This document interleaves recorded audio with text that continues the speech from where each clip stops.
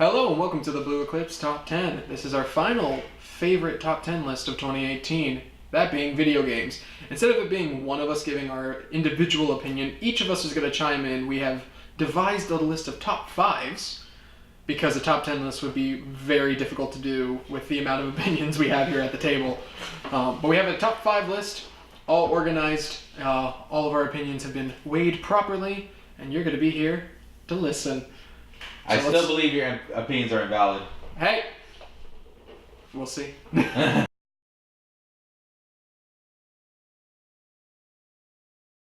Number 5 is going to Dragon Ball FighterZ. Woo! Woo! Yeah? Yes, Yeah. Absolutely. This game is 100%. absolutely amazing, and this game itself is a love letter to the long-time Dragon Ball Z fans. Android 21. And Android 21 fans. Even though, they just created it in 2021 and now there's all of a sudden a cult following for it. How does that even work, by the way? I think she's also Majin for some reason. I don't know. we don't talk about that story. We don't. We don't. Because that's not why I made the list. Yes, it's not why. It's literally not. And we were joking about it right now. But the reason Dragon Ball FighterZ made it to the list is because it, like I said, between the Easter eggs, the gameplay, it is literally a love letter to Dragon Ball Z fans. It is the game we have really all been waiting for literal years. The interactions are fantastic. So I think some of the favorite things that I did playing this game was simply just sitting there and creating, like, just putting Cell and Gohan and on the Cell stage and just watching Gohan just literally obliterate Cell off the face of the planet, and then just getting that dramatic finish. Dramatic finish. Or putting them in the canyon stage and just having Trunks literally obliterate Frieza off the face of the map. Or just the game, just all the Easter eggs in the game, and the game, and even then, I'm talking about Easter eggs, but the gameplay itself was very easy to pick up. It was the Marvel vs. Capcom 4 that we needed, that we never got. True. We just didn't get it. I don't know what Capcom, what are y'all doing? We're not gonna talk about it though. We're not gonna talk about it. Definitely it's a very easy fighter to pick up for you filthy casuals out there. Frank. Hey. You right. I needless to say, I don't think I can stress this anymore, that this was literally the Dragon Ball Z game we're waiting for, and it makes the number 5 list for nostalgia, gameplay, and the amount of casuality in it. Because if you can get Frank to play it, that's saying a lot. So at number 4 we have Red Dead Redemption 2. Now, yeehaw! Doggy. This game, at least in my opinion, I thought was phenomenal. It's okay. Yeah.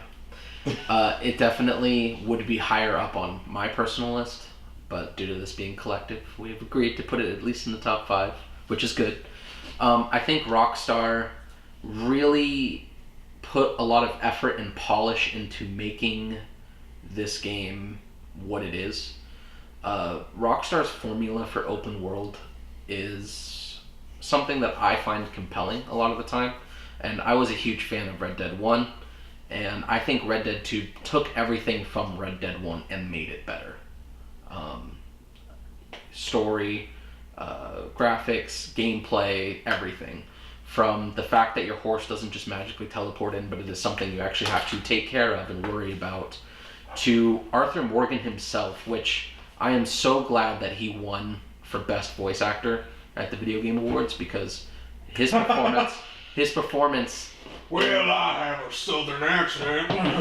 his performance in Red Dead 2 was fun. Were you gonna argue if it should have been Kratos? Is that what you Yes, it should have been Kratos. Okay. I get that, but he did, like, he's not even in the shot. Yeah, boy. But Red Dead 2, I think, took a lot of the gameplay aspects that made Red Dead 1 enjoyable and improved upon them. The story itself, there could have been some improvements in the story, especially, it feels like they were going for this cowboy western that seems to hit very high octane, and then sort of the later half of the game, sort of closer to the end, it tails off a bit, and they sort of, I feel like they do some things that give away towards what the ending will be more than they should have. But, you know, to be fair, a lot of people playing Red Dead 2 did come from Red Dead 1, and the fan service is appreciated. But, like I said, I think Arthur Morgan I found to be, in my opinion, a much more compelling character than John Marston originally. And seeing where John Marston originated from, in a sense, what gang he came from, and all of these different people, I think elevates Red Dead Redemption 1 a little bit higher in, you know, my favorite games list somewhere in the ethereal. Because I felt like it was a good little bit of character development for him, but I think the selling piece for Red Dead 2 was most definitely Arthur himself, and of course the refinement on a lot of the gameplay from Red Dead 1. Story could have been improved on a bit, especially in the later half, but I think it kicks off very strong and carries that for at least the first 4 or 5 acts. Then of course drips off from there. But still, solid game. Definitely would recommend playing. Personally, one of my favorite things to even do in that game is to just ride around, turn off all of the HUD features, and just enjoy the world. Because Rockstar made a beautiful game world, and it's massive too. And I think we've reached a good point in console gaming, especially where games are really starting to look phenomenal. And Red Dead 2 delivers on that. Now to number 3. On the pure basis of the fact that it has every single character from the entire franchise, plus some, Smash Ultimate. It's just so fun to beat The your stages, The smoke. music. I got all the smoke, fam. Listen, I wanted it and I got it. Now, we've stated before that, like, with Fighters, it wasn't really, the story was just okay. I actually like the story. Like, granted, getting to the point is always tough, but, like, there's, like, a really nice, interesting underlying current between all the Smash games and the creator. But, man, this one was really good. Like, it's the fact that they haven't had to change the formula too much. Like, all they really changed from start to finish is, like, the ultimate Smashes, and that still, like, works well. I think it's just the fact that you just added in all these characters that we've all loved. You can play literally anything. Yeah, the overall formula has not changed. No. There has just been tweaking between game to game, and Ultimate, Every character still feels really good to play. Like, especially in Ultimate. and there's so much strategy, obviously. There's professionals who just do that for a living. And the fact that we're getting DLC characters, which is such a weird thing to think. Joker, though? Yeah, Persona's gonna be in there. It's gonna be weird. Listen, you never saw it coming. Eventually Sora's gonna be in there. Spoilers. That's not true. Maybe. But yeah, it's on the list. Mainly just because, let's be honest, at least I know I have been growing up playing all the different Smash games. And Ultimate's the ultimate version of it. And it's a great thing. I honestly don't know how they're going to make a next one after this. I kind of hope they don't, in all honesty. Just because, like, this is a good pinnacle and this is a good stopping point. Number 2 goes to the illustrious and famous God himself, Kratos, and his son, boy. That being said, the reason it makes the number 2 spot and not the number 1 spot, we've all acknowledged that this game did deserve Game of the Year, but the reason it makes the number 2 spot for us is because while there are some still faults with it, we unanimously decided that while the ambition was great, there are still faults with this game. Yeah, pretty much. There are still faults with this game. The ambition was great. The execution was great. This game was This game was literally great. The feeling of sitting there throwing his axe and just calling it back like a Thor. The whole feeling of just sitting there and just cleaving someone in half, and then and then them not even. I think one of the greatest things. I think it's one of the greatest gaming moments of 2018, if you ask me, in my opinion, is going back to Kratos' house and then picking up the Blaze of Chaos, which we didn't even think was going to be playable in the game, and then you just using them, just the nostalgia of using those weapons again. Spoiler warning, but yes, so phenomenal. Listen, if you haven't played God of War by now, I know The story's also really good. Yeah. The story was absolutely amazing as well. Like, I don't think that it could. Yeah, I don't think the story could have got any better. I was pretty satisfied with the story as a whole. It could have got there. There are a few places, but yes, it was a phenomenal story, and they've set themselves up for hopefully 2 more phenomenal games. I just feel, honestly, and I'm going to be the one to say it because I am a longtime God of War fan. God of War is back, baby, whether you like it or not. Time to kill Thor. Number 1 game, collectively decided between all 3 of us Woo-woo. for 2018. Yee. Spider-Man Woo! for PlayStation 4. Now, So good. I personally was coming into this game not really knowing much about Spider-Man. Nerd. I never really read any of the comics, and Peasant. my very vague memory of the not so great Sam Raimi movies Uncultured swine. made How are we me friends with you? made me feel like I was stepping into this game unprepared, almost not really knowing that much. But what this game delivers on is So everything. It's, for me, I feel like a lot of people might have gripes with the story in this game due to the end point and where we reach. Yeah, that's good.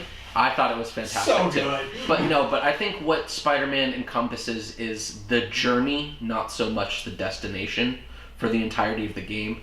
The polish in which everything is shined to for Spider-Man, from the web slinging to the parkour to the combat. And while, yes, Arkham games did originate this style, I feel like Spider-Man's combat and use of gadgets and everything else elevated it higher than the Arkham games have reached. Mm-hmm. The fluidity in which Spider-Man is able to weave through enemies, because in the Arkham games you do very much a jump from one enemy to the next and everything else, whereas in Spider-Man you have multiple ways of tackling a lot of scenarios. Yes, you could just web everyone down, but no one just plays the game to do that.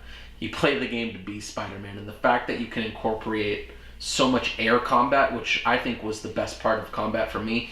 The idea that using your webs and actually having aerial combos adds a lot to the gameplay.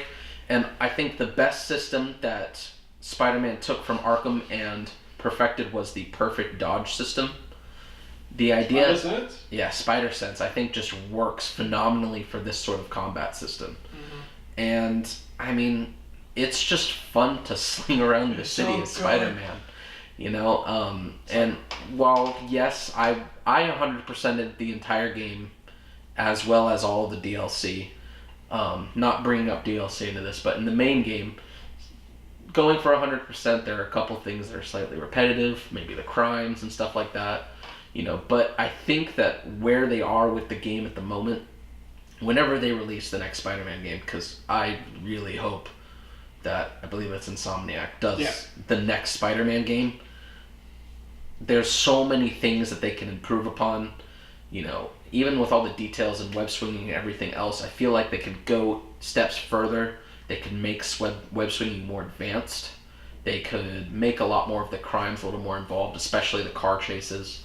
But everything that Spider-Man has to deliver is fantastic. And, you know, going from being Spider-Man and everything else to having different sections where you're playing as different characters, a lot of people might not have liked that. I thought it was a welcome break. It's something else that's there. But as a whole, Spider-Man, the whole package, delivers as a phenomenal game. And it fulfills, I think, a fantasy for a lot of people, being Spider-Man, being capable of what Spider-Man can do. And I think this is the best Spider-Man game that we've gotten. Oh, yeah. And I'm hoping that Insomniac releases the next best Spider-Man game that we will I get. think it's rumored they want to do like Avengers game, like do an Iron Man one, do like a Hulk one, Yeah, and all in like the same universe. yeah, but no, they did a fantastic job, and yeah, So good. play Spider-Man, buy a PlayStation 4. If literally Waste the money. literally from our second favorite and our favorite, both of those games alone, I think, are reason enough to buy a console to experience those games and play them. Especially since these two exploited mines first. Yep. Exactly. I mean, I bought a PlayStation because of Spider-Man from him. Even though you can't see him right now. Darius. Darius, come here. No, we're cutting this out. So that has been our top 5 favorite games of 2018. Please tell us your favorite game. Are we correct or incorrect? Is Spider-Man not the best? Because it is. You're wrong. Absolutely. 100%. Is Tyler wrong for not knowing anything about Spider-Man? Leave that in the comments. Yeah. Oh yeah, he absolutely is wrong. That's Outside of that, please feel free to share this video along with the rest of our other videos. Thank you for watching, and we'll see you next time.